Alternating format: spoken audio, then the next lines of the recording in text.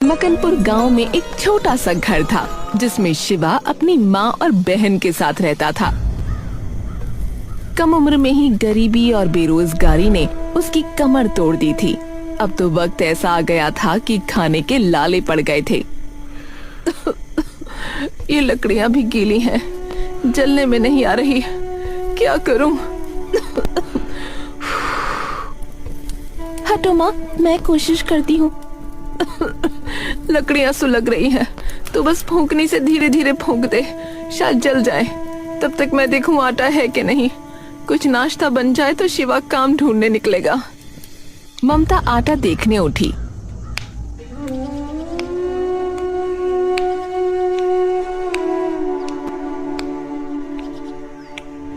तो उसने देखा कि शिवा एक मूर्ति जैसे बैठा हुआ है। ए शिवा, क्या हुआ? तू ऐसे क्यों बैठा है?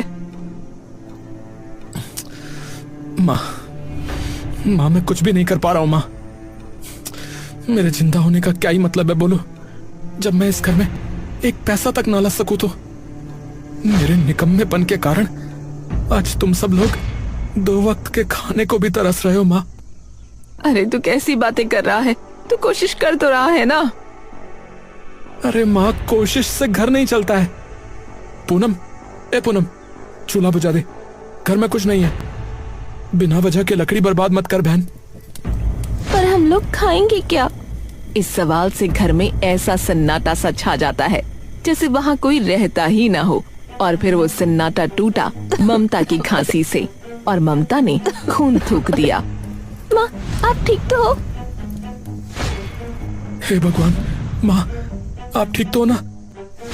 मैं भी कैसा भागा बेटा हूँ, अपनी माँ का इलाज तक नहीं करवा सकता।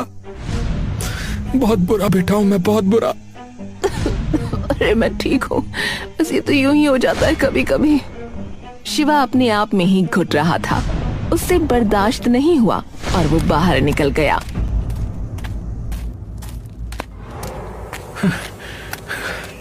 मैं अब इस घर में तब तक नहीं लौटूंगा जब तक कमाई का इंतजाम न कर लूं। हाँ, वरना ना मैं खुद को माफ कर पाऊंगा और ना पिताजी की आत्मा मुझे माफ करेगी। हाँ। वो शहर की ओर चला, इस उम्मीद में कि शायद कुछ काम हाथ लग जाए।